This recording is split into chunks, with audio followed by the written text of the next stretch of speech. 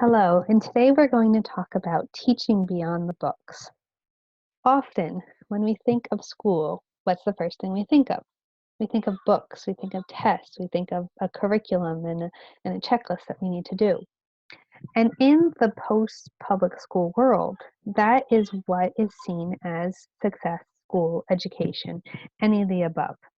However, as we've learned through this course, and as you may have discovered in homeschooling your child, education and school are not the same thing. School is a system that was set up to impart education in an efficient manner to as many children as possible in the shortest amount of time. It's really more of a factory than an experience.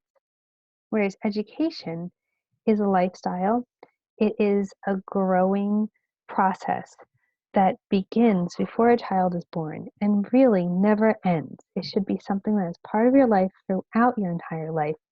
And the truly successful people are not the ones who read the earliest or who had the best penmanship at 5 years old or who got through those checklists and those textbooks in the most efficient manner. The truly successful people, the truly happy and fulfilled people, are the ones who never stop learning, who have a love of learning and an understanding of education that they continue to grow and experience and question and dive deep into things that interest them, always making themselves a better person. Not necessarily just getting to a certain level, but always making them a better person using their gifts and their strengths and accommodating their weaknesses. So, when we start homeschooling, often we think that, well, we need to look at what the schools are doing. And now it is important to understand how an education works, when children learn certain skills, what the order of, like, you need to take pre-algebra before you take algebra, before you take algebra 2, right? You don't want to take algebra 2 and then go to pre-algebra. So in some sense, a system of order and understanding child development is important. However, child development is not the same thing as a system of grades, kindergarten through 12th grade, or even a system of grades A, B, C, D, and E, A, B, C, D, and F.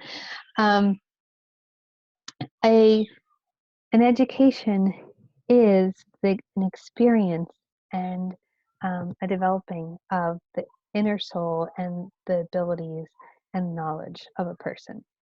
So when we are planning our homeschool, we don't want to get bogged down in this book, that book, teaching this subject here, teaching that subject there, making sure we make it to the end of this, making sure we do that.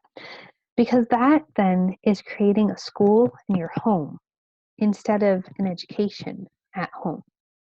Homeschooling really should be about facilitating the best education possible for a child. Now, this can be more challenging when you have a child who is struggling in any way, in a subject, in a physical way, or in any capacity in their academic setting, which could be at home or in a brick and mortar school. Because then we feel like even more we need a system. We need to check off the boxes and move through so that we know that he is keeping up or he is getting to the point that he needs to be at. Instead of focusing on the child and saying, what does this child need? What kind of education can we give him? How can we support him and celebrate the wonderful person that he is? So, when we teach beyond the books, we remember to educate the whole person. We don't just go through the books and make sure that he gets through all those books, because then that means that he truly is educated. There are people who are educated that possibly can't do, higher level math, or didn't study physics, or possibly can't even write. However, they have an education. Education doesn't mean that you can, as I said, check off all the boxes. So it's important to think of, what are the things that I want my child to know? Practical skills. We live in a digital age, so are there internet skills that you feel are important? Are there personal skills? dealing with the public, calling someone on the phone, being able to create and serve a meal. All of these are skills. All of this is education. And many times, those skills that live outside of the book stack are the skills that develop into lifelong passions and open the doors to careers and life paths for children, whether they are struggling or not. Because let's be honest, how many of us actually found our career or a passion in one of the textbooks at school? I want to encourage you to not get stuck in the textbook rut. Textbooks, like schools, were created to deliver a set amount of education in a set amount of time to the most children possible, in the least amount of effort. Okay, so textbooks are not necessarily bad, but you need to realize why they were invented. Okay, they're more of a tool than an actual education. They're a tool of imparting knowledge. They are not a necessity to an education. When dealing with your child that is struggling, it is very important to find what it is that will ignite their passion and what their needs are beyond just keeping up with everyone. You know, we say don't keep up with the Joneses, but then we expect the kids to all keep up with each other. So look at different options. Is your child wild about horses? I have one of those. So is there something that she can do that will incorporate her love of horses and teach her other things? Teach her important life skills.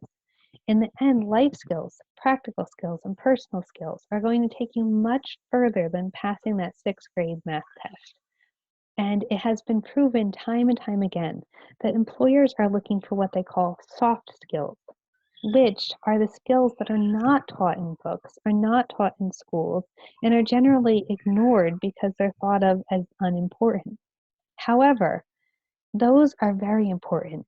And I have found that children that struggle in the traditional learning often excel in these soft skills of interacting with other people, of having a practical um, gift of possibly baking or serving in some way. I mean, you need to really look beyond just thinking, how am I going to get through second grade? And see what it is that your child does well at and how you can support that and how you can teach lessons that will develop that child as a whole person that is productive and able to reach her whole potential and will serve her in the rest of her life, not just get through this. So, different ideas include, as I said, working in the community, volunteering, doing practical work around the house, doing practical work with their hands, learning personal skills. And these are things that every child should learn. It doesn't matter what your strengths or weaknesses are. Every child needs to learn these. So really sit down and look at the worksheets that I provided and think of what are the lessons that go beyond books that your child needs to be learning and how can you teach that to him? Thank you.